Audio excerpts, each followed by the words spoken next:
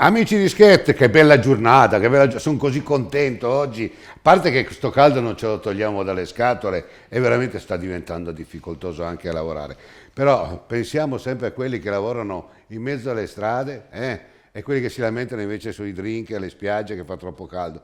Dobbiamo cominciare a pensare che il nostro vicino ha sempre forse qualcosa in meno di quello che poi dopo noi andiamo a dire, no? Ci lamentiamo troppo e tante volte per niente. Prendiamoci sto caldo e il fresco ce lo prendiamo questa puntata qua perché ho un amico caro, anzi oggi da oggi due, ma il mio amico caro lo sapete chi è, ed è Daniele Pontoni, grazie.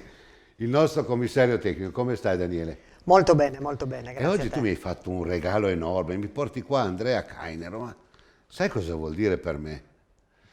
Perché lui è il figlio del re dello Zoncolan, quel signor Enzo che tu amavi tantissimo. Sì, è vero, beh, credo che non solo io lo amavo in maniera particolare, comunque è un rapporto eccezionale con Enzo, ma credo che molte persone se lo portino ancora nel cuore perché ha lasciato al Friuli una grande eredità, ci ha insegnato tanto, mi ha insegnato tanto. Adesso con Andrea stiamo concludendo un progetto che avevamo iniziato con il papà, con la sua lungimiranza, quando ha visto ancora il primo campionato italiano gravel ad Argenta, 4 edizioni fa, perché questa è la quinta edizione del campionato italiano, e oggi siamo qui nel suo ricordo purtroppo, ma stiamo, come ho detto, terminando un lavoro che lui aveva già iniziato. E beh, io che sono un grande credente, penso che lui sorrida e gli sorrida il cuore, perché tu Andrea intanto ti saluto, grazie per essere qui con noi. Grazie a voi.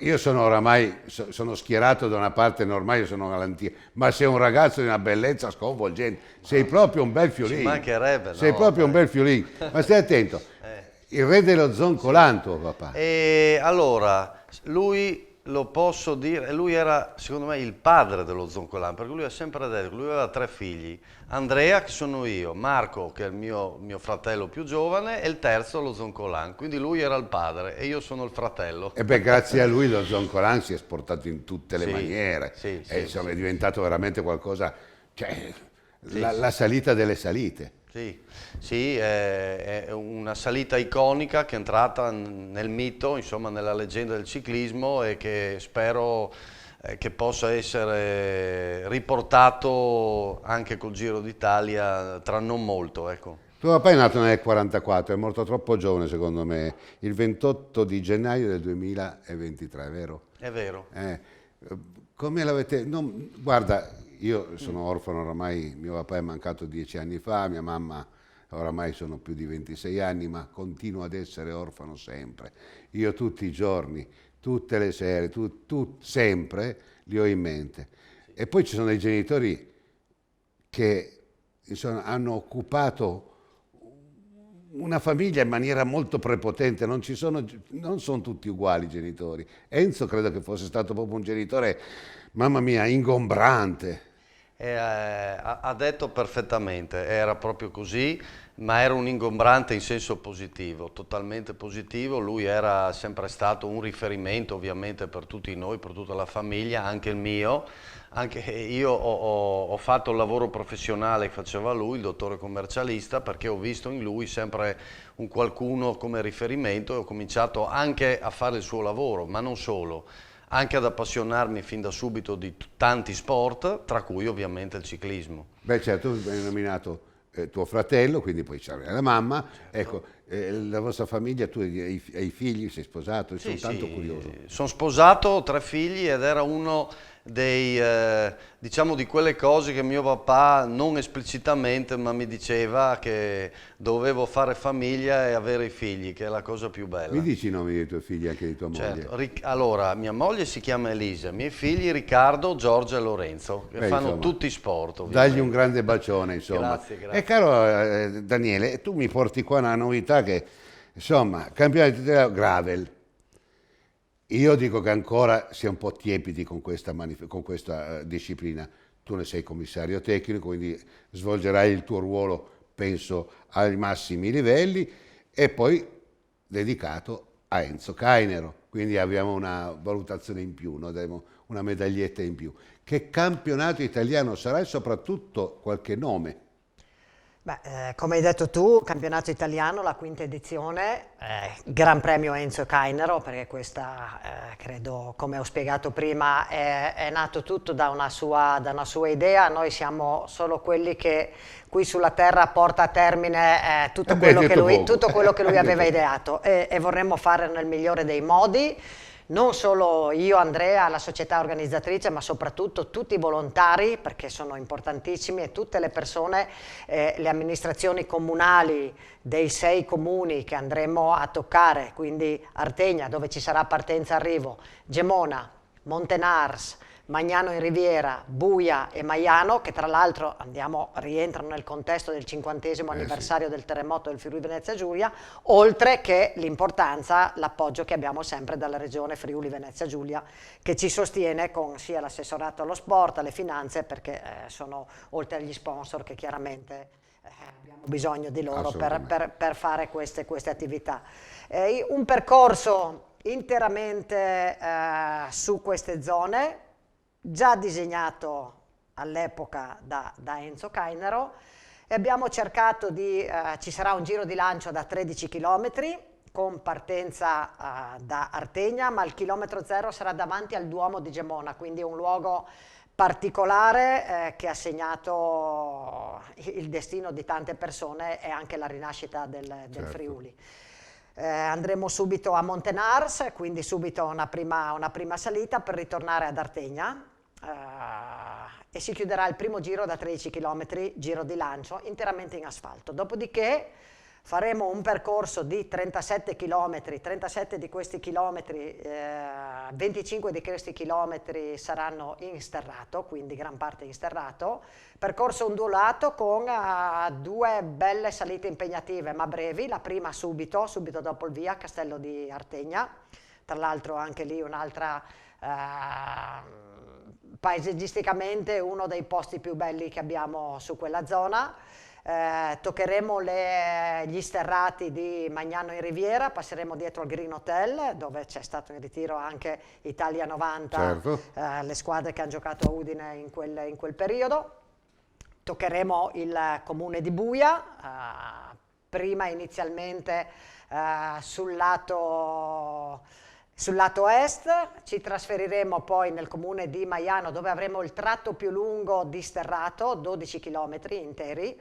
Faremo prima il lato sinistra del canale Ledra, poi il lato destra, che tra l'altro con le immagini dal drone secondo me verranno delle immagini stupende su quella zona, per poi ritornare su Buia. La parte finale, l'ultimo strappo inedito, una salita che ho scoperto anch'io solo quest'anno, breve, 800 metri ma con punte al 20%, per poi gettarci gli ultimi 3 km di nuovo, un tratto in pianura per arrivare al centro sportivo di Artegna, come abbiamo detto, dove ci sarà poi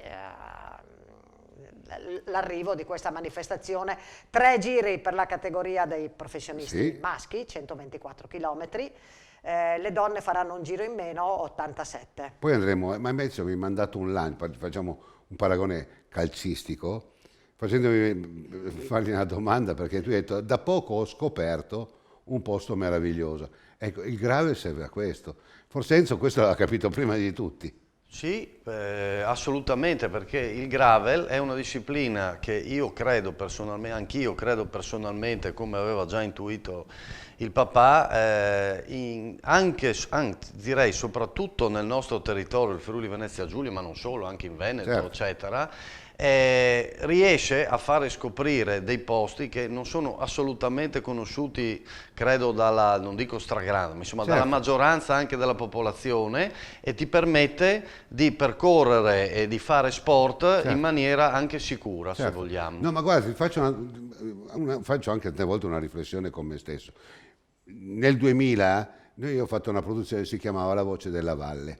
Mi ero messo in mente di fare questa produzione che tutti mi dicevano, ma cos'è la Voce della Valle? Era la Valle del Brenta, che se vai a guardare bene sono sì una ventina di chilometri, è una gola profonda, destra, sinistra, poche case, quindi mi dissero, ma quando hai fatto 3-4 puntate hai fatto tutto. In realtà siamo andati avanti per 15 anni.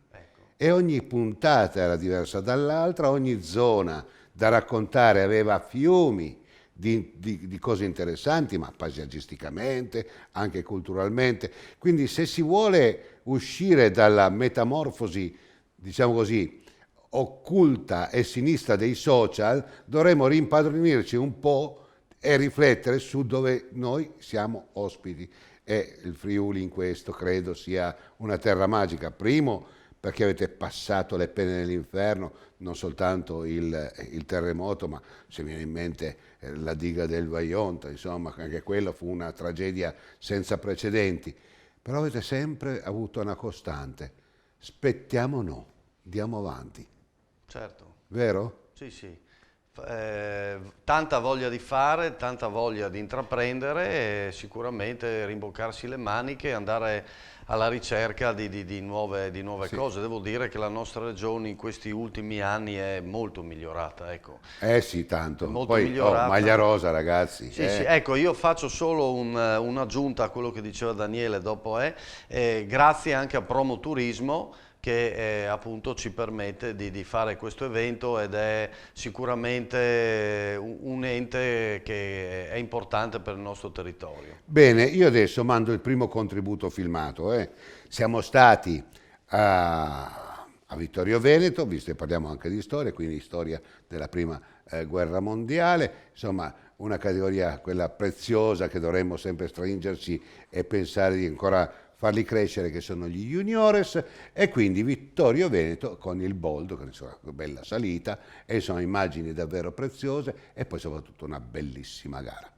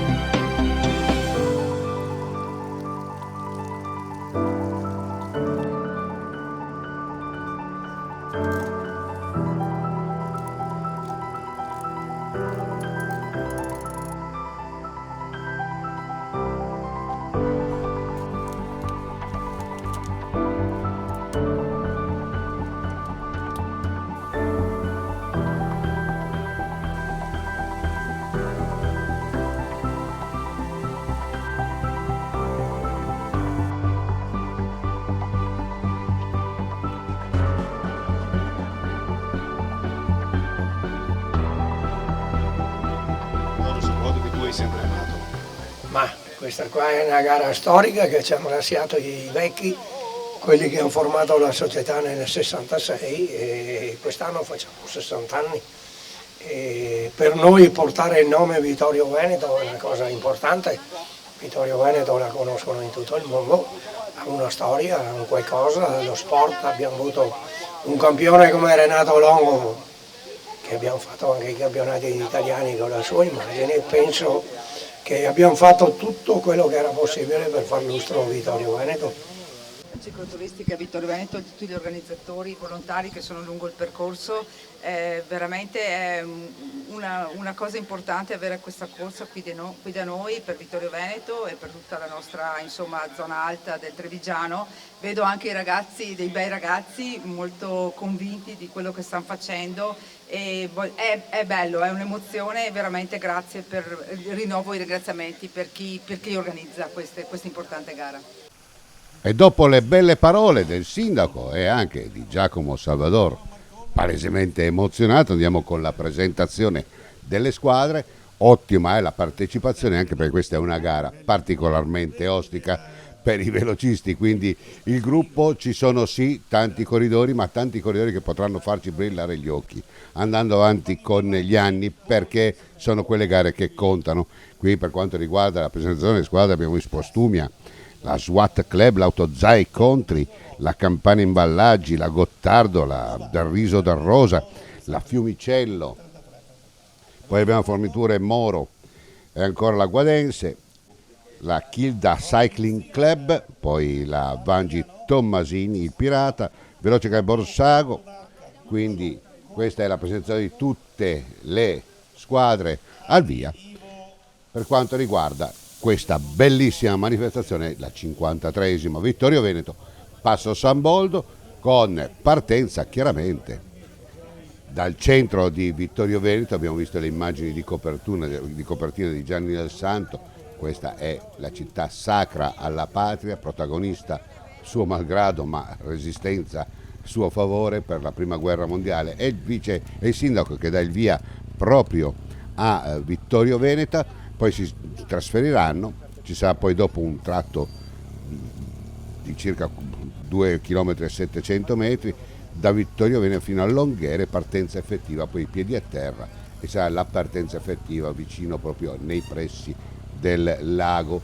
Tanto questa è una gara ricca di significati, lo racconteremo man mano che vedremo le immagini, che grazie ai ciclisti ci danno l'opportunità di raccontare luoghi che veramente sono stati luoghi protagonisti della prima guerra mondiale, e oggi tutto quello che vediamo è proprio grazie ai nostri patrioti che hanno combattuto su questi posti. Qua c'è Vittorio Veneto, qua è la partenza ufficiale data dal presidente, dal neopresidente Dalt, anche lui molto emozionato, lo sentiremo alla fine. Intanto il gruppo parte e cominciamo a ricamare sì la storia di oggi, ma la storia un po' più lontana che ci hanno consegnato questi posti. Vittorio Veneto, San Boldo, una salita non eccezionale, ma sarà eccezionale per quello che racconteremo. Intanto va via, diciamo così, la prima fuga di giornata, ma nulla di che,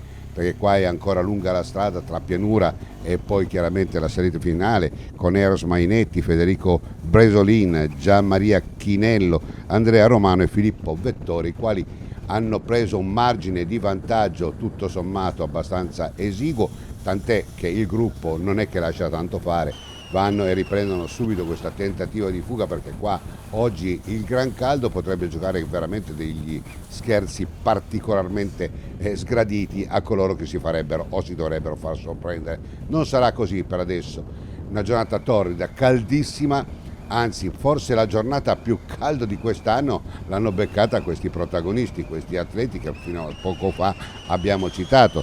Nelle retrovie non ci stanno a far sì che questi qua vadano via con il loro passo, si aggiunge con questo un altro tentativo, diciamo, di fuga. Tanto vediamo sempre Federico Bresolin, si è accodato anche con il dorsale 54 Capuzzo Marco, direttore di corsa. Qua cambiamo scenario, un terzetto che cerca di andare via anche qua tentando una fuga, ma credo che anche questa verrà sicuramente riassorbita, dove il protagonista è ben fatto Alberto, insieme a Marinetto Lorenzo, e con il dorsale 3 abbiamo Persello Alberto. Ecco qua, Lago di Revine, lo vedremo protagonista anche nella parte con il servizio di Marchesini, si adatta benissimo alle grandi manifestazioni, anche di corsa, anche perché no di triathlon, e poi luoghi magici, lo abbiamo detto. Il terzetto sta per essere riassorbito da un gruppo che certamente non lascia certo le cose come stanno, sono molto agguerriti. Questa è una di quelle manifestazioni che, come si suol dire, fa grado, quelle manifestazioni che quando le vinci dici io ho vinto il San Boldo. Ragazzi, mica da poco. Laghi della Vallata, Parco dei Laghi della Vallata, anche la precisione, la bellezza anche delle insegne, questo materiale che a me piace da morire. Siamo nel comune di Tarso, mentre il terzetto continua la sua fuga, diciamo così. Siamo già a Fratta, tra poco si comincerà poi a salire, e qua poi dopo le discussioni staranno a zero, perché qua o ne hai o se no, ragazzi, te ne stai a casa. Ancora andiamo a vedere i protagonisti di questa bella pagina e questa bella giornata. Abbiamo detto Marinetto Lorenzo della Fornituro Moro, poi con il dorsale 39 abbiamo Benfatto Alberto della Fiumicello, e con il dorsale 3 Alberto Perisello del Postumia 73 Dino Liviero. Tutte società che hanno tantissimi anni, è segno che la passione l'hanno saputa trasmettere anche alle nuove generazioni, perché anche bisogna smettere di pensare che nelle società sono tutti vecchi. Nelle società c'è veramente un rimescolo di tante anche professionalità che stanno veramente creando quella sinfonia, quella modernità che mancava, e quindi un incoraggiamento a tutte le società che sono coloro che contano. In realtà contano solo le società, i presidenti, i volontari, i soci che alimentano questo ciclismo, questa federazione ciclistica, che ogni tanto pare si scordi che sono le società le vere protagoniste, e loro sono soltanto lì, i dirigenti, per dare una mano alle società e non ricordarsi soltanto quando ci sono le elezioni. Questo è sbagliatissimo, dobbiamo veramente fare qualcosa, uno sforzo in più, perché sennò tra poco ci troveremo veramente 4 gatti e il ciclismo veramente sarà poi dopo mortificato tremendamente. Ancora Alberto Perisello in questa azione, che lo vede protagonista insieme a Benefatto, e con il dorsale 51 Marinetto Lorenzo. Questi sono il trio che stanno cercando di portare una fuga piuttosto interessante. Stanno tentando, perché visto il caldo, visto tra poco la salita, si avvantaggiano quel poco che gli potrebbe servire di avere un vantaggio tale per poter arrivare sul Boldo e vincere braccia alzate, ma la vedo dura, perché comunque il gruppo sta andando a 300 all'ora. Momento del beveraggio, ragazzi, qua abbiamo detto un caldo esagerato.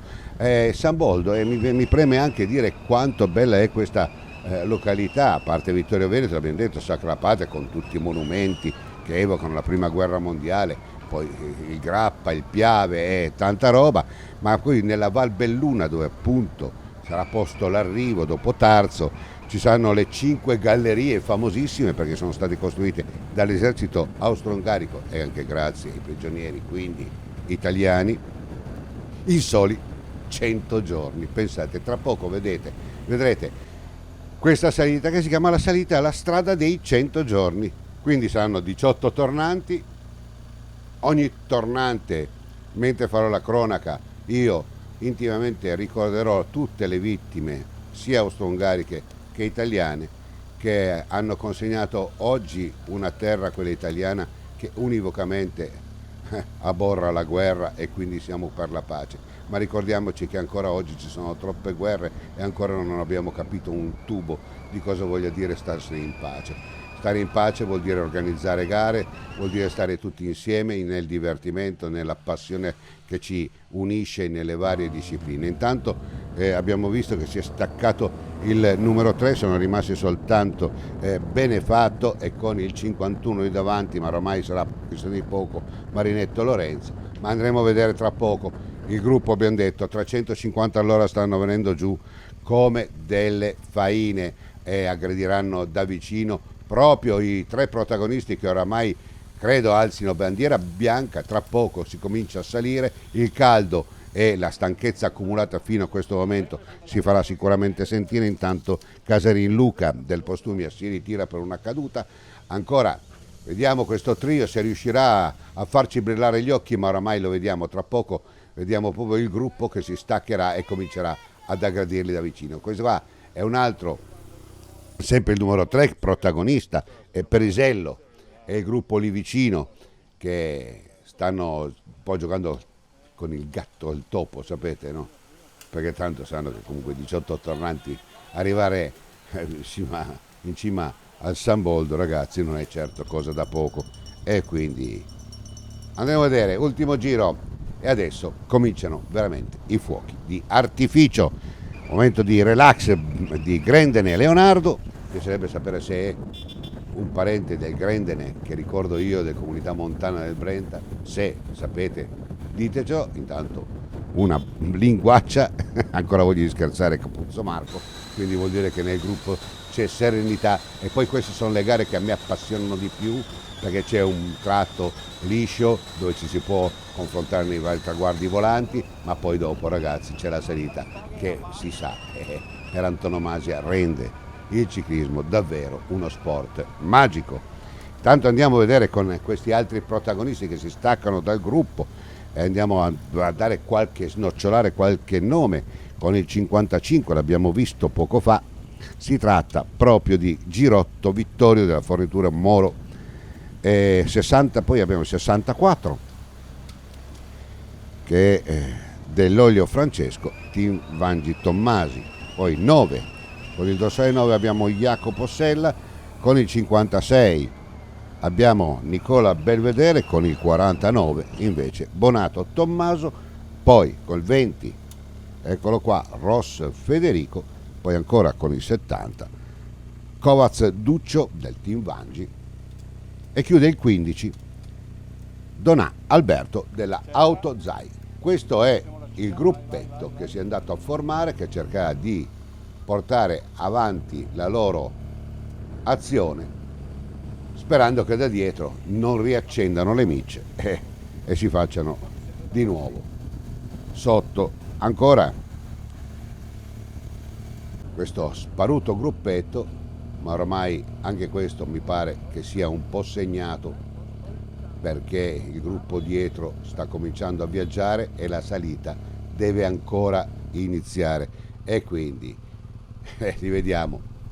È logico che adesso tutti quanti i protagonisti, cioè vale a dire quelli che in salita sanno andare, e ce ne sono diversi, da Nicola Belvedere a Martinello Samuele, lo stesso Cascione, sono i protagonisti un po' di giornata, quelli che sono stati tenuti dal gruppo Sornioni lì, protetti da ogni tipo di sbavatura, li hanno protetti dal vento, e quindi adesso cominceranno a fare la gara, e cominceranno a fare la gara dura, perché comunque si sa, comincia a salire e i tornanti cominciano a fare il conto alla rovescia. Vediamo che comincia a pagare le spese Thomas Mariotto, il quale non ce la fa a stare con i migliori, e quindi un po' il caldo, e poi un po', Mariotto non è proprio uno scalatore di quelli tremendi, però ricordiamo che è anche un buon ciclocrossista, e quindi non è proprio la sua terra, ha esaurito il suo compito, adesso la sua squadra sta andando avanti, ha un uomo lì davanti, vediamo cosa succederà. Ed è questo terzetto che in buona sostanza ha preso un margine di vantaggio mica da ridere, è piuttosto importante.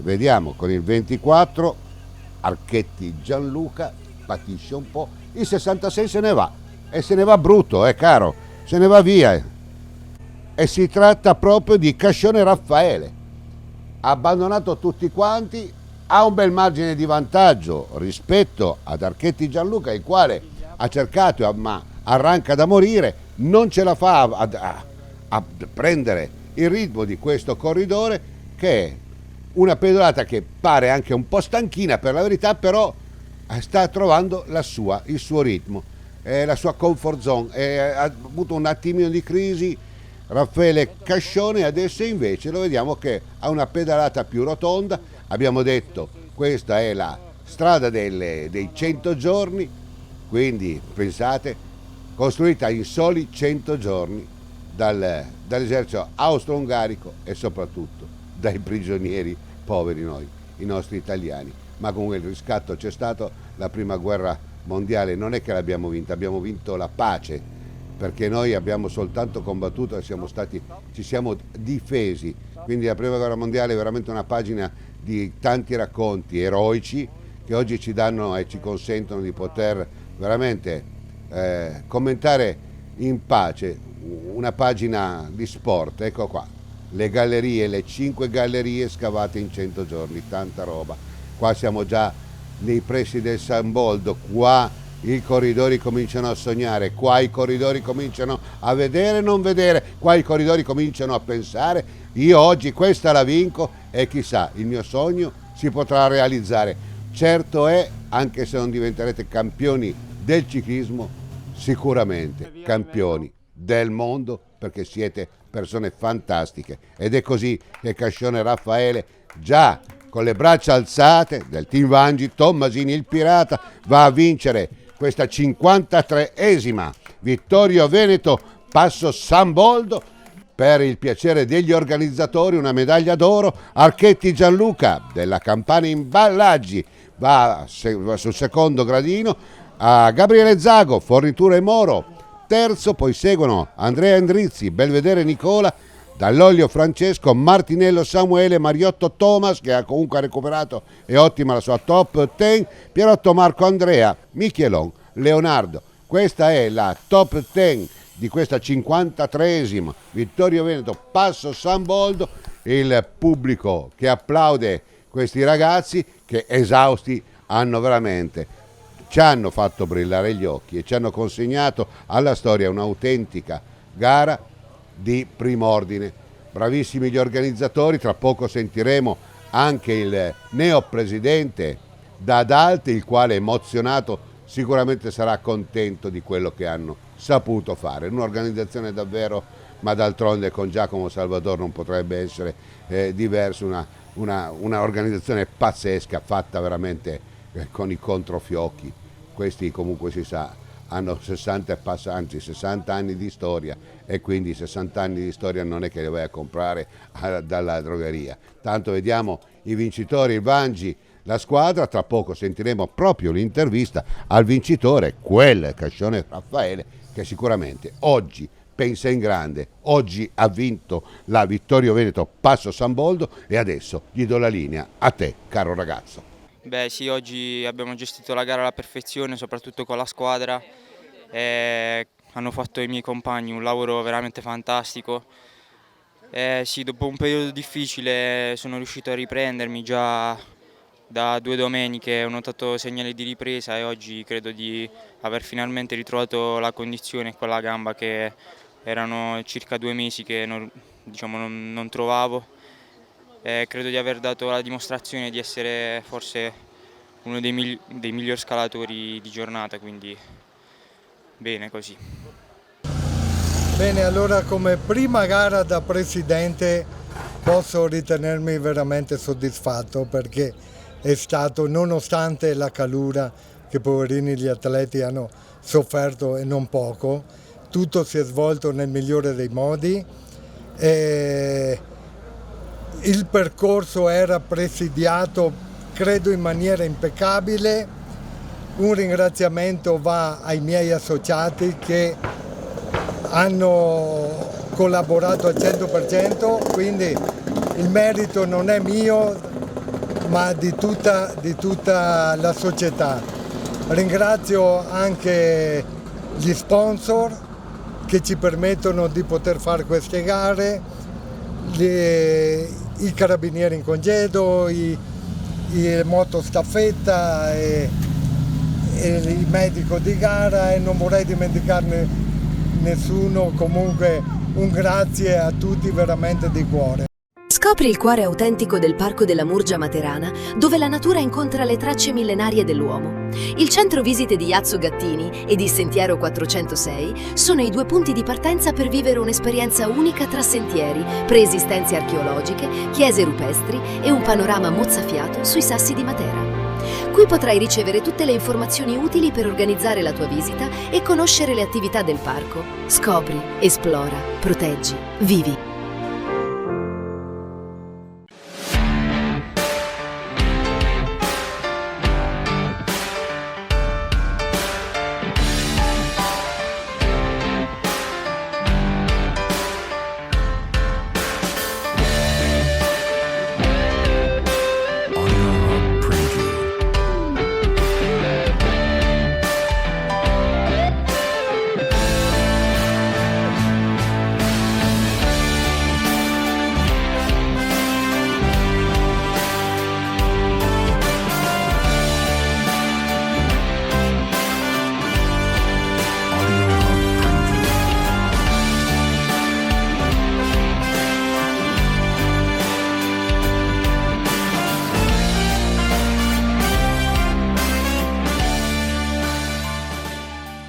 Ben rientrati amici di Scratch.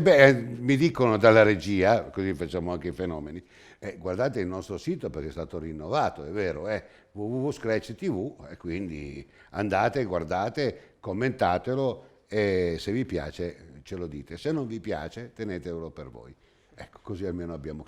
Andrea, ho saputo che tu sei anche alpino e tu devi sapere che io... con gli alpini li amo dal 2008 perché a Bassano del Grappa ci fu quella sfilata che rimase un po' nella storia, poi quando ho potuto le ho fatte tutte. Ma questo alpinismo, sai perché ti dico, è un pregio enorme per me? Perché siamo stati, ho guardato la Dunata quest'anno e le polemiche che ci sono state attraverso quelle, io non dico, quelle persone che hanno detto che gli alpini sono volgari, perché bevono, e io ho scritto un piccolo, non scrivo mai in quel bar lì, io non ci entro, però tante volte mi scappano.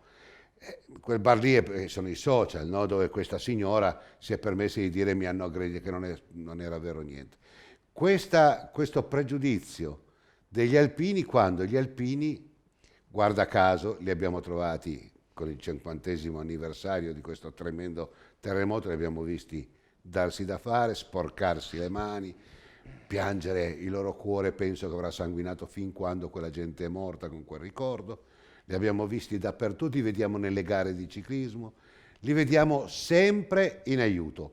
E una frase io ricordo che ancora oggi quando la dico mi vengono i brividi, Andrea, ed è stata quella che a Bassano si aspettavano 500.000 persone. I denigratori hanno detto sarebbe stata una tragedia.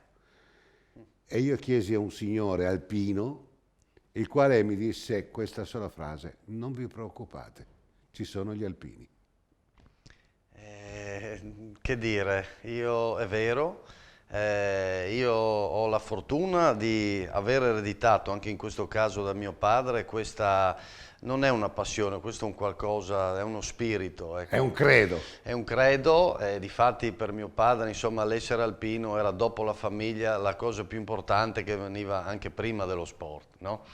E anch'io questo l'ho ricevuto, ho fatto l'alpino in questo momento sono impegnato in modo particolare effettivamente nel mondo alpino perché ho la fortuna di far parte del Consiglio Direttivo Nazionale come revisore dei conti nazionale e quindi ho un ruolo anche importante di una certa responsabilità che mi impegna perché abbiamo tanti incontri, tante riunioni, insomma, ma lo faccio volentieri perché è una cosa che sento.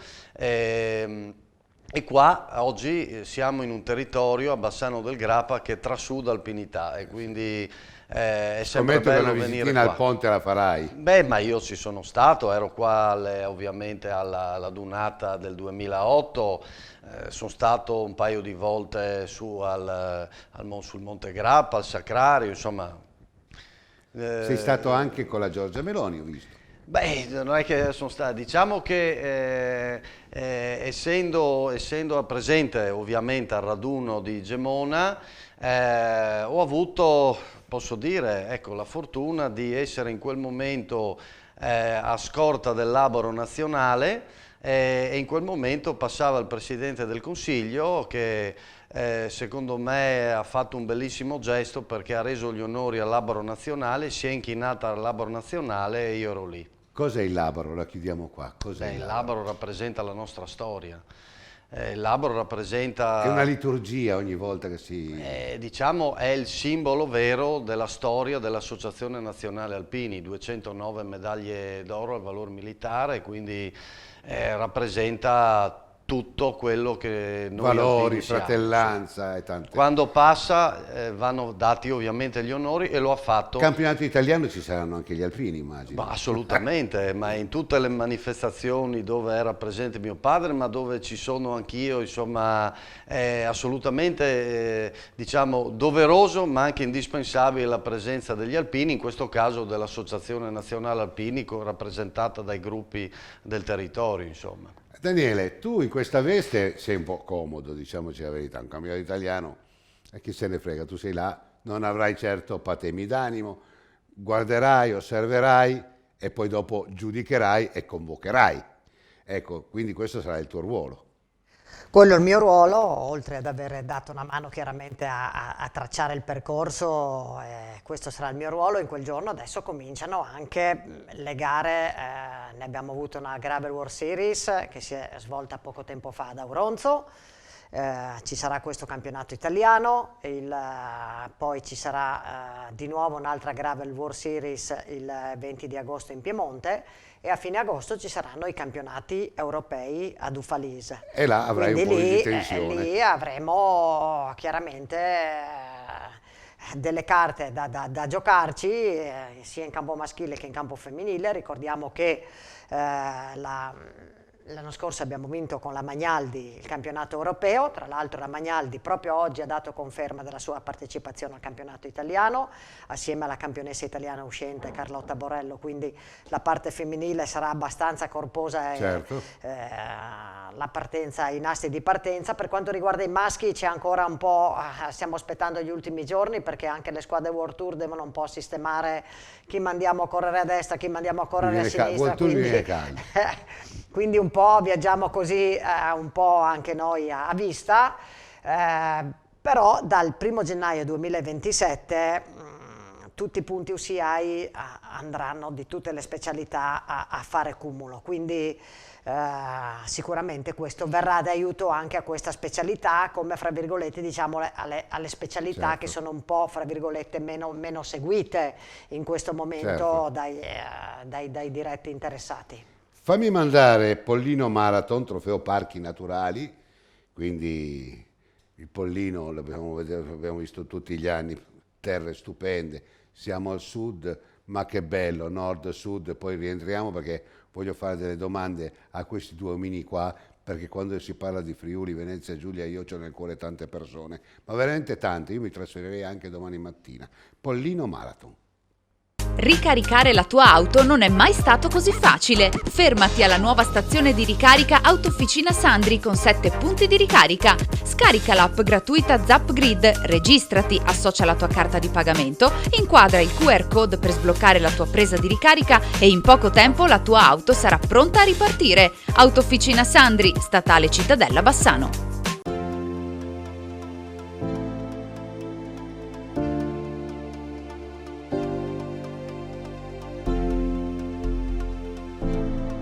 Non tutte le intuizioni resistono al tempo. La Pollino Marathon, sì. La manifestazione organizzata da Luciano Ciminelli ha festeggiato la sua 25esima edizione, un traguardo che la consacra come la marathon più longeva del Sud Italia e una delle più importanti esperienze di turismo sportivo legate alla mountain bike. Per celebrare questo importante anniversario la manifestazione è tornata a San Severino Lucano, il paese che ospitò le prime 13 edizioni della gara. Quella di San Severino, fortemente voluta da Donato Gioia, organizzatore di questa edizione e responsabile del percorso insieme a Pasquale La Rocca. Un ritorno alle origini che però non significa guardare al passato. San Severino Lucano, incastonato nel cuore del Parco Nazionale del Pollino, sorge a 870 metri di altitudine, ai piedi del massiccio del Pollino, in una posizione privilegiata che lo rende uno dei principali punti di accesso all'area protetta più estesa d'Italia. Da qui si raggiungono facilmente alcune delle località naturalistiche più spettacolari del parco, tra cui Bosco Magnano, il torrente Frido, gli itinerari che conducono ai maestosi pini loricati, simbolo della montagna lucana.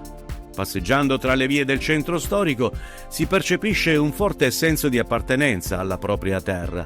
Le abitazioni in pietra, le piazzette raccolte, le chiese, i vicoli raccontano la storia di una comunità che ha saputo conservare la propria identità senza rinunciare all'accoglienza verso chi arriva da lontano. Tra i luoghi simbolo spicca Bosco Magnano, attraversato dal torrente Frido, dove l'acqua scorre tra rocce levigate e cascate naturali, creando un ambiente di rara suggestione. In questo scenario ha preso vita la Pollino Young, manifestazione dedicata ai giovanissimi della Federazione Ciclistica Italiana e tradizionale apertura della storica Pollino Marathon, che quest'anno ha celebrato appunto la sua 25esima edizione. Caschi colorati, biciclette e occhi pieni di curiosità, lo spettacolo e l'entusiasmo dei bambini, da anni in una festa di apertura di alcune gare del Trofeo dei Parchi Naturali. Luciano Ciminelli, anima della Pollino Marathon e tra i fondatori del Trofeo dei Parchi, da sempre convinto che il futuro della mountain bike passi soprattutto attraverso manifestazioni capaci di trasmettere valori prima ancora che classifiche. Allora, Luciano Ciminelli, in tanti anni di sacrifici, da credo un 7-8 anni abbiamo anche coinvolto i piccoli, perché come dici tu rappresentano il futuro del pedale ed è bello coinvolgerli soprattutto quando lo scenario lo permette, perché i bambini devono andare via con una medaglia al collo ma con un cuore pieno di soddisfazione di tante cose belle che hanno visto. Sì, abbiamo scelto questo scenario di parco avventura nel Bosco Magnano proprio perché siamo nel clima della mountain bike e diciamo uno spettacolo del genere spiega tutto. Io oggi mi va a dimensionarlo perché dietro tutto questo, dietro questo percorso che non era banale, cioè c'era dislivello, salite, discese, perché come dice Nicola Perciante, i bambini devono crescere, quindi arrivati alle categorie 4, 5 e 6 devono anche cominciare ad affrontare le difficoltà di questa disciplina. Certamente un grazie va a Nicola, perché Nicola è stata l'anima e il cuore sia della Pollino Marathon ma anche della Pollino Young. Ed è importante, quest'anno abbiamo disegnato un percorso di vera mountain bike per i piccoli. Perché mi viene da sorridere quando in tante riunioni tecniche sento qualcuno che si lamenta per uno strappetto in salita. Oggi guardate, avete fatto bene a non venire perché era un percorso spettacolare e i bambini se lo ricorderanno per sempre. Certamente abbiamo dato qualcosa di tecnico legato alla mountain bike, ma con la gioia di partecipare, cioè i bambini non hanno sofferto questo percorso, perché se una cosa si fa con passione, diciamo uno strappetto di 10 metri non rappresenta una difficoltà. Noi dobbiamo insegnare ai nostri figli, al nostro futuro, che bisogna affrontare le difficoltà, gradualmente ma bisogna affrontarle.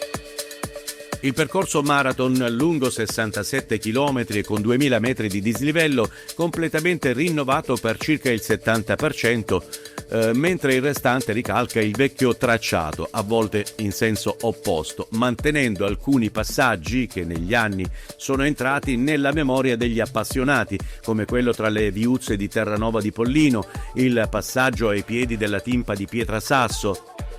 I biker hanno percorso un lungo tratto sterrato nei pressi del fiume Frido, presenza costante lungo la prima metà della manifestazione.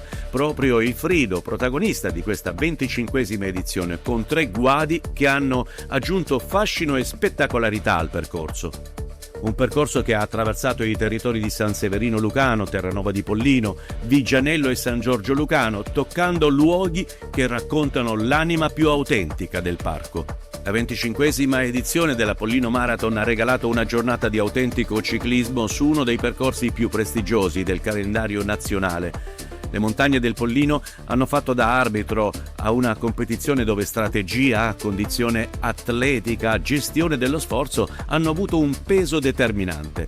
La gara marathon ha vissuto per gran parte del suo sviluppo un confronto diretto tra Davide Giorgini della Bike Therapy e Adriano Luciano della Bicycle Club. I due hanno condiviso il comando affrontando insieme le lunghe salite del Pollino, imponendo un ritmo che ha progressivamente selezionato il gruppo dei migliori. Dietro gli inseguitori hanno cercato di contenere il distacco senza però riuscire a ricucire. La svolta è arrivata nell'ultima parte della marathon. Giorgini ha aumentato il passo nel momento decisivo, sfruttando le proprie abilità nell'ultima asperità e riuscendo finalmente a staccare Luciano. Un'accelerazione costruita con lucidità che gli ha permesso di presentarsi da solo al traguardo, conquistando una vittoria di assoluto prestigio. Per Adriano Luciano arriva comunque un secondo posto di grande valore, fondamentale anche in ottica della classifica generale del Trofeo dei Parchi Naturali. Completa il podio Rosario Signorello del team Eracle, protagonista di una gara regolare e sempre nelle posizioni di vertice. La top 10 assoluta conferma il livello tecnico della competizione con Alessandro Marra, Simone Adinolfi, Toni Vigoroso, il campione italiano ed europeo di categoria Gianfranco Monteleone, Antonio Notar Pietro, Luigi Maria Di Cosola e Raffaele Fago Mastrangelo, tutti capaci di interpretare al meglio un percorso che non concedeva margini di errore. San Severino Lucano, eccola qua al femminile la vincitrice sul percorso marathon, Francesca Ingrosso. Tra le donne riflettori puntati su Francesca Ingrosso, che con la sua prestigiosa maglia tricolore sulle spalle ha impreziosito ulteriormente una manifestazione già ricca di contenuti tecnici, confermandosi tra le atlete di riferimento. Una Pollino Marathon quest'anno con una doppia valenza per la classifica del Trofeo dei Parchi Naturali, ma anche per il Challenge XCP che ha portato altri atleti provenienti dalla Puglia. Presente anche Mimo Del Vecchio, coordinatore del circuito, e Giuseppe Leuci. Anche la prova a Gran Fondo ha offerto una gara ricca di colpi di scena. Per lunghi tratti il protagonista assoluto è stato Luigi Caso del Bicycle Club, autore di una prova autoritaria che sembrava indirizzata verso il successo. Quando la vittoria appariva oramai nelle sue mani, una foratura ha cambiato completamente il destino della sua gara. L'imprevisto ha costretto Caso a rallentare, lasciando strada libera a uno degli scalatori più forti del panorama meridionale, il calabrese Alessio Sgro dello Svattati Team. Eccolo qua, rettilineo, ultimi metri per l'atleta di Svattati Team Catanzaro a vincere sul percorso Gran Fondo, Alessio Sgro. Alle spalle del vincitore chiudono proprio Luigi Caso e Gino Masino, mentre completano la top 10 Leopoldo Elefante, Francesco Giglio, Carlo Tagliente, Alessandro Betafuni, Daniel Bianchi, Antonio Potenza e Antonio Carlomagno, protagonisti di una competizione intensa. Nella gara femminile della Gran Fondo, la prestazione più impressionante porta la firma di Samantha De Pascali, capace di infliggere 38 minuti di distacco alle inseguitrici, un risultato che testimonia il livello della sua prova e la perfetta gestione di un percorso particolarmente impegnativo. Nel percorso Gran Fondo, Samantha De Pascali. Nella categoria paralimpici la vittoria va invece a Giuseppe Di Leo della ciclistica Castrovillari, applaudito da tutto il pubblico presente per una prestazione di grande valore sportivo. Soddisfazione anche dal primo cittadino di San Severino Lucano, Giuseppe Ciminelli. Allora, è andata molto bene in questa giornata molto calda dell'estate sanseverinese. Finalmente la Pollino Marathon ritorna alle sue origini per il 25° anniversario, torna nel nostro comune. Siamo fieri ed orgogliosi di riaccoglierla, facendo presente che questa amministrazione si impegnerà affinché voi torniate anche nelle prossime edizioni. Il percorso l'ho visto tutto perché sono stato sulla macchina degli organizzatori. È un percorso molto duro, con qualche piccolo intervento da fare, diciamo così, a livello professionale, niente però di particolarmente grave, per fortuna. Siamo contenti di far conoscere i nostri posti, di esportare il Parco del Pollino e San Severino Lucano in giro per l'Italia, perché ne abbiamo davvero bisogno. Pubblicizzare questa risorsa naturale per noi è fondamentale e grazie al vostro aiuto mi pare che oggi siano stati circa 320 alla partenza, quindi 320 atleti più tutti gli accompagnatori. Portare quasi 1000 persone a San Severino Lucano, che fa 1400 abitanti, sì, nel cuore del Parco Nazionale del Pollino, non è una cosa semplice, noi ci siamo riusciti. Le classifiche del Trofeo dei Parchi Naturali escono profondamente influenzate da questa prova, ma una certezza rimane: per conquistare il circuito serviranno continuità, resistenza e la capacità di affrontare ogni tappa con la stessa determinazione vista oggi tra le montagne del Pollino. Ora ci attende l'atto conclusivo con l'ultimo intenso weekend di fine agosto, la Gran Fondo Parco del Sele e la Marathon Monti Eremita e Marzano, una dopo l'altra, il sabato e la domenica. Ma tranquilli, i percorsi sono stati rivisti nel chilometraggio e nel dislivello per consentire a tutti di poter gareggiare e al tempo stesso godere della finale di un circuito che anche quest'anno ha regalato nuove esperienze e tantissime emozioni. Per saperne di più sulle ultime 2 gare, consultate il sito www.rallydelselemtb.it.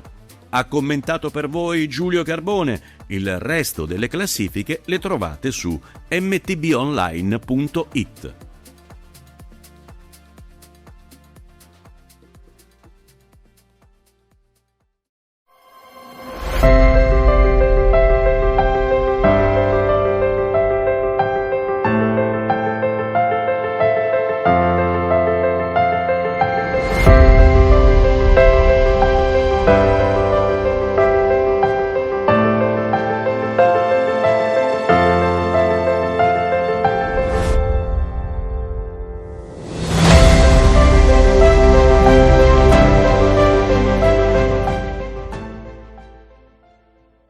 Ben entrati amici di Scratch. Beh, insomma, Pollino Marathon, tanta roba. Io voglio fare un invito, anzi lo dico a te, un invito a coloro che verranno a questo campionato italiano, di andare a Sequals e fare aprire le porte della casa di Carnera. Io ho imparato più in quel museo di cosa voleva dire la rivalsa degli italiani, la rivalsa di quelli che sono dovuti espatriare, e anche le contraddizioni, anche le cose poco piacevoli che sono successe anche a Primo Carnera, che sono successe a tanti altri. La sua visione, la sua vasca da bagno, i suoi accessori che arrivavano dall'America.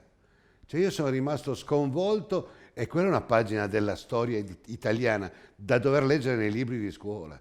Beh, Primo Carnera è stato un simbolo del nostro territorio, del Friuli Venezia Giulia. Oggi ce ne rendiamo conto, probabilmente solo oggi, ma è stato un personaggio incredibile, uno degli uomini di punta dello sport che ha rappresentato veramente a livello internazionale, forse il primo, la nostra regione, ed è un orgoglio il nostro. A Sequal giustamente c'è la sua casa museo, che adesso non so bene se in questo momento è aperta o meno. Basta chiamare, basta telefonare, ragazzi. Ecco, quindi è sicuramente un passaggio importante. Devo dire che per arrivare ad Artegna al campionato italiano Gravel è di strada dal Veneto, perché poi da Sequal si va a Spilimbergo e poi si va verso Gemona tranquillamente, quindi fermatevi pure. Per evocare un altro spirito pulito della nostra nazione, specie dello sport, è tutto molto bello. Pizzul, la sua cronaca, è tutto molto bello, come questa puntata di oggi, è tutto molto bello. Allora, tu prima mi parlavi che ci sono dei ragazzi che non sai se vengono World Tour. Io ti faccio una domanda, ma non mi rispondere, se vuoi, poi fai un po' come vuoi. Tutti si lamentano, no? Anche quelli che sanno più di me, perché io sono un tubo. Non abbiamo una squadra World Tour, in Italia facciamo fatica a creare una squadra World Tour. Dico, forse l'Italia è una nazione tra le più intelligenti, perché io eliminerei il World Tour. Ma adesso eliminarli credo che diventi difficile col vabbè. ciclismo moderno, per come sta andando il ciclismo, stiamo andando in questa direzione. Dove un Giro d'Italia più noioso non si è mai visto. Noi dobbiamo adattarci, quello che succederà domani non lo sappiamo. In questo momento cerco di guardare e di fare con quello che abbiamo, come noi friulani, Sì, con giusto, ma poi dopo, quindi, da buon friulano hai saputo preparare colazione e cena con quello che avevi, e non è vero che avevi tutto trovato pronto, non è vero niente, perché non avevamo fatto nulla fino a quando sei arrivato tu, e per fortuna che sei arrivato tu, che hai risolto tanti problemi. Questo lo dico io perché è la verità. Ma detto questo, ho sbagliato il personaggio a fare la domanda, devo farla a te, Andrea, avrei avuto più soddisfazione forse. Ma comunque io lo eliminerei il Bortolo, lui no, l'ha già perso. Lo vedo troppo. Sai, ti ricordi la Superlega? Per fortuna non hanno fatto quel La bozza di Superlega, è sì. più o meno la stessa cosa. Ma adesso prendere magari una posizione, però devo dire sono abbastanza d'accordo con lei su quanto Dammi ha tu, detto. per favore, mi sento già vecchio. Quest'anno per esempio il Giro d'Italia non è stato entusiasmante. Io che sono innamorato del Giro d'Italia, lo sapete, diciamo ovviamente tolto Vingegaard, purtroppo c'è qualcosa da rivedere. Assolutamente. Ecco, dico solo questo. Assolutamente così. Io adesso mando in onda le classifiche FVR Baron, visto che abbiamo parlato di juniores, e poi un'altra domanda al commissario tecnico gliela devo fare. FVR Baron.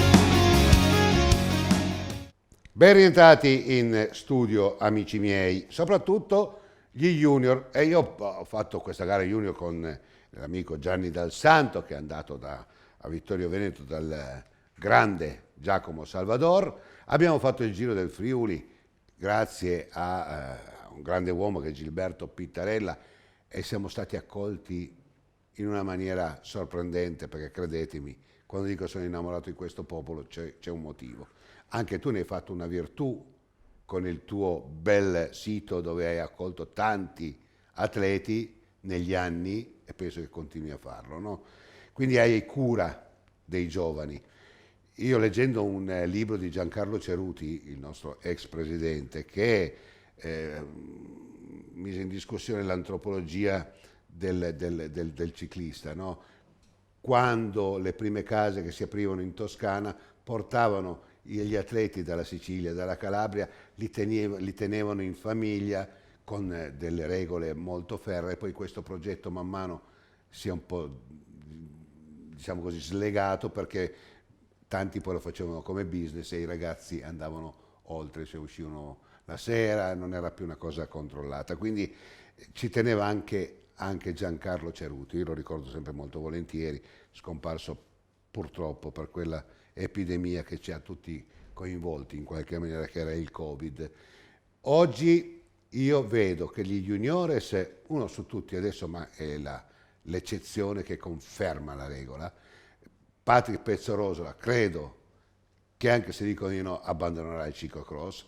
Prima l'abbiamo visto fare da De Pretto, prima ancora da Azzurlo, cioè ne abbiamo tanti, Daniele. Voi li portate a certi livelli, gareggiamo in testa al mondo senza rivali e pari con nessuno, però poi dopo le campane o le sirene suonano, però poi dopo abbiamo smesso di vederli, perché Zano non lo senti più, sì, farà le sue gare, De Pretto lo stesso, mentre là erano un qualcuno, erano dei piccoli e potenziali Van der Poel. Sbaglio oppure devo andare via per sempre? No, forse sta cambiando un po' l'onda anche in questo senso, perché non credo che Pezzo abbandoni il ciclocross. Chiaramente dopo una stagione importante bisognerà vedere anche dopo questa stagione su strada come arriverà dopo i mondiali. Non abbandonerà il ciclocross, avrà un cambio di squadra, ma come tutti comincerà a fare un po' meno gare e a scegliere gli obiettivi, Pezzo, i vari Pezzo, Grigolini, perché noi abbiamo una squadra di juniores che l'anno scorso era forte. Si troveranno nella categoria Under 23 quest'anno, perché adesso spero che anche Agostinacchio si sistemi con i suoi guai fisici, perché ci ritroveremo con Agostinacchio, Viezzi, Pezzo, Grigolini, Fabbro, Cafueri, ragazzi, non diciamo adesso, che questi arrivano, qua sono talenti. la Pellizzotti stessa che passerà Under 23 anche lei, ma abbiamo i giovani junior che stanno crescendo bene, i Cingolani per fare qualche nome, i Bosio che già l'anno scorso sono stati Però scusami Daniele, Daniele, nazionale. con questi nomi che tu hai detto siamo già all'incasso adesso. No, questi ci saranno, ma io sono convinto che i ragazzi adesso vanno a cercare le squadre per poter fare anche l'attività di ciclocross, e qui volevo arrivare. Non è come prima che subiscono e basta. Adesso vanno, ma mettono anche qualche paletto, nel senso voglio fare anche quello. Mi pare giusto. E ripeto, poi con se anche i punteggi UCI andranno a premiare tutte le specialità, ma molte squadre vedo che stanno agendo anche su questa tipologia di ragionamento. Quindi ripeto, noi abbiamo fatto bene con i ragazzi giovani, stiamo facendo bene con i ragazzi giovani, è stato un lavoro cominciato 4 anni fa che adesso però ci portiamo anche nelle categorie maggiori. L'anno scorso al mondiale non siamo stati per niente fortunati, per niente. Magari lo siamo stati prima, però questo alla fine, dico sempre, abbiamo lasciato là 1/2 campionati del mondo, ma ci sta, perché nello sport come nella vita un inciampo ci sta. Però siamo stati protagonisti. Siamo stati protagonisti tutto l'anno, perché abbiamo vinto la Coppa del Mondo, 6 prove di Coppa del Mondo tra maschi e femmine, secondo dietro agli olandesi che erano squadrone nel team relay. Grigolini fino a 1 metro dalla Poi fine, sei lì. Il ciclocross non è su strada. Quindi siamo stati protagonisti agli europei. Ha vinto Grigolini, Pezzo secondo, ha vinto Agostinacchio, quindi terzo posto anche per Lazzetti. Tanta roba, abbiamo costruito una bella base in questi anni, ripeto, con un grande staff, perché lo staff che lavora dietro è quello più importante, lo ripeto. Noi troveremo gli atleti poi strada facendo, poi ne perderemo un po', ma quello fa parte del gioco, però io ti dico, io sono buon lavoro, ancora molto, guardo. Stiamo parlando del campionato italiano, ma del Giro d'Italia abbiamo parlato prima. Enzo, io me lo ricordo sempre con la sua camicia rosa, quindi anche la mia visione è rosea nella nostra specialità. Permettimi di fare la sentinella. Ogni tanto di guardare, perché certe cose mi piacciono poco, come mi piace poco che già dagli allievi hanno già i procuratori. Ragazzi, facciamoli crescere, perché sennò qua alla fine non credo che sia una buona educazione, vero Andrea, da partire dai nostri figlioli. Già a farli diventare a 14 anni dei fenomeni. E questo purtroppo non nasce col ciclismo, lo sappiamo. No, infatti. È purtroppo diffuso in tante discipline. Sono rimasto che in tutte le scuole di calcio pagano i ragazzini. Una volta il calcio lo facevi nei marciapiedi. I talenti. Io ho avuto la fortuna di crescere a Torino e ho giocato nei campetti con Bettega. Bettega, Madonna di Campagna, era la chiesa in sterrato. Io ho giocato veramente con i Gaudenzi, con Gasperini che arrivavano dalla torba come me, e abbiamo giocato al calcio, abbiamo giocato il pallone. E quindi una marea di giovani che cresce, e il calcio ne arruolava tanti e poteva impartire educazioni diverse.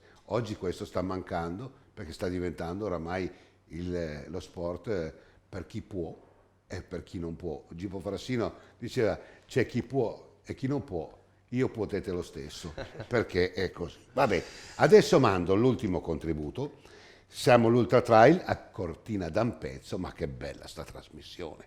Vi portiamo da sud a nord, da est a ovest, perché è sempre lo stesso motivo, l'Italia. è la terra più bella del mondo. La Sportiva Lavaredo Ultra Trail by UTMB quindi chiudono in bellezza l'edizione 2026, la 80K cala il sipario su un weekend da record tra le Dolomiti. Cortina d'Ampezzo, siamo a domenica scorsa, la Lavaredo 80K ha chiuso una 19ª edizione destinata a entrare nella storia della Sportiva Lavaredo Ultra Trail. Partita alle ore 7 da via Marzon ad Auronzo di Cadore, l'ultima gara del weekend ha portato i runner ad affrontare 80 km e 4.600 metri di dislivello positivo, attraversando alcuni degli scenari più iconici delle Dolomiti prima del traguardo finale in Corso Italia, appunto a Cortina d'Ampezzo. A imporsi nella prova maschile è stato il polacco Bart Przewalski Salomon, protagonista di una gara impeccabile, scattato subito al comando, ha imposto il proprio ritmo fin dalle prime salite, senza lasciare spazio agli avversari, gestendo il vantaggio fino al traguardo, dove ha fermato il cronometro in 7 ore, 40 minuti e 30 secondi. Alle sue spalle la lotta per il podio si è presto definita. Il francese Robin Joliquet e Scope d'Azur ha conquistato il secondo posto con una prova regolare sempre nelle posizioni di vertice, mentre il terzo gradino del podio è andato all'altro polacco, Marcin Redzecko Taka Sky Marathon, completando una gara di grande solidità. Anche la competizione femminile ha regalato una prestazione di altissimo livello e a conquistare la vittoria è stata l'islandese Elisa Kristisdottir, che ha dominato la prova chiudendo in 8 ore 59 minuti e 57 secondi, unica atleta sotto le 9 ore. Alle sue spalle si è classificata la francese Marie Concalvé del team Asics, mentre a regolare un sorriso ai colori italiani è stata Nicole Guidolin della Fuga Mountain Club, autrice di una prova convincente che vale un prestigioso terzo posto davanti al pubblico di Cortina. Con la 80K si conclude una 19ª edizione che ha visto protagonisti, pensate, 6.000 atleti provenienti da 93 paesi. A certificare l'altissimo livello tecnico della manifestazione sono arrivati i nuovi record della 120K firmati da Hannes Narberger e Sumaya Buda e quello della 50K stabilito da Daniel Pattis, ma a raccontare il successo della Sportiva Lavaredo Ultra Trail sono anche le migliaia di persone che hanno animato Cortina d'Ampezzo e i sentieri delle Dolomiti, confermando la crescita costante di un evento capace di coniugare sport, emozioni e la straordinaria bellezza di queste montagne, patrimonio dell'UNESCO. Ben rientrati amici, e siamo in chiusura, ma non prima di dirci in tanti giorni, perché io ce lo faccio il fermo, ce l'ho qua, vabbè, l'11 luglio, come inizierà il tutto? L'11 luglio, il 10 luglio intanto la giornata prima è dedicata chiaramente alla punzonatura, ci saranno gli atleti andranno a prendere il loro numero, prepareranno, ci sarà alla sera poi vari spettacoli, ma tra l'altro ci sarà una pedalata in notturna, che questa è dedicata proprio alla... Un gravel vero, nel senso non una gara, ma una pedalata per scoprire i luoghi del campionato italiano. Avete un videomaker che può documentare tutto? Assolutamente sì, assolutamente sì, e avrete le immagini poi sia di questa manifestazione curata da Roberto Bortolotti, perché abbiamo, Roberto è nato con la leggendaria, anche questa è un'altra manifestazione ideata dal papà sulle orme della prima eroica, perché comunque è nata da questo. Quindi il gravel nasce come bici da turismo per andare lentamente a scoprire i luoghi della natura che sono incontaminati. Quindi Turismo lo faremo da quello, contemplativo. partiremo alla sera, al calare delle ombre, per arrivare alla notte e vedere quindi questi paesaggi, prima con la luce e poi con le luci delle bici, che creeranno queste ombre particolari per vedere questo, e questa sarà una cosa importante della serata, dove parteciperanno anche tutti i sindaci dei territori coinvolti. Un momento anche in cui c'è Esatto, un'adesione. esatto, e poi invece andremo il giorno dopo con la partenza alle 9 del mattino della gara vera e propria, del momento agonistico per l'assegnazione di tutte le maglie, sia per gli elite maschi professionisti che elite donne, e poi tutte le categorie master. Avremo anche, tra l'altro, una bella concomitanza, perché c'è anche il meeting regionale dei giovanissimi. Quella mattina avremo 200 ragazzini che saranno alla partenza, che accoglieranno con le bandierine tricolori tutti i partecipanti, e anche al primo passaggio. Poi si trasferiranno ad Osopo, al Parco del Rivellino, per il loro meeting. Quindi partenza alle 9 del mattino. Per quanto riguarda le donne si arriverà verso mezzogiorno, mentre i maschi arriveranno tra le 12:30 e le 13, l'arrivo previsto. Un percorso, come ho detto, non banale, perché anche stamattina io l'ho provato, c'era parecchio vento e soprattutto sulla parte dove c'è la parte che tutti ritengono più facile, se c'è questo vento darà dei grossi grattacapi anche agli atleti più importanti. Bene, io ti dico in bocca al lupo. E per quanto riguarda invece, diciamo così, la vera sboroneria, no?